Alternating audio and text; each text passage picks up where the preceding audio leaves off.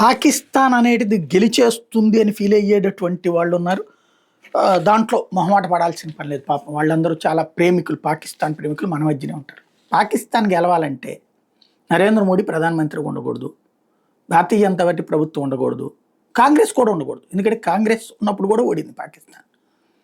At the same time దేశంలో తీవ్రవాదుల పాలన రావాలా, దేశంలో సైన్యం లేకుండా ఉండాలి. ఏంది ఇది అంత వెర్రిగా ఉంటుందంటే, మరి ఆ వెర్రి వెధవలు మాట్లాడుతున్నటువంటి పరిస్థితి.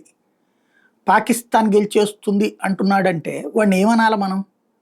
మన మధ్యన ఉన్నటువంటి మూర్ఖులు, మన మధ్యన ఉన్నటువంటి దేశద్రోహులు మాట్లాడుతున్నటువంటి మాట.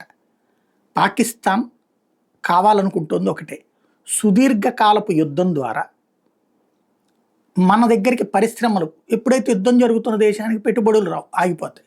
అలా ఆపడం అన్నటువంటిది వాళ్ళు గెలవడం అనుకుంటున్నారు. చైనాకి అది చేసి పెట్టాలనుకుంటున్నారు పాకిస్తాన్ వాళ్ళు. అదే సందర్భంలో సుదీర్ఘకాలపు యుద్ధం ద్వారా వాడికి పోయేదేం లేదు, తీవ్రవాది చేస్తూనే ఉంటాడు, కొత్త తీవ్రవాదులు పుడతానే ఉంటారు. వాళ్ళ దేశానికి దీని ద్వారా కాసిన రూపాయలు వస్తాయి, లాభం వస్తుంటుంది, బతుకుతుంటారు సైనిక అధికారులు, ప్రభుత్వాలు. అట్ ద సేమ్ టైం మన విదేశీ మార్క ద్రవ్యం నష్టపోవడం, అది అమెరికాకు కావాల్సినటువంటి అంశం. అది పాకిస్తాన్ చేసి పెడుతున్నప్పుడు IMF, ప్రపంచ బ్యాంక్ లాంటి లోన్స్ అమెరికా ఇప్పిస్తుంటుంది. అది వాళ్ళు కోరుకునే గెలుపు. నిజంగా వచ్చి భారతదేశంలో పాకిస్తాన్ గెలవడం అనేటటువంటిది అసాధ్యం, కానీ జరిగే పనిది.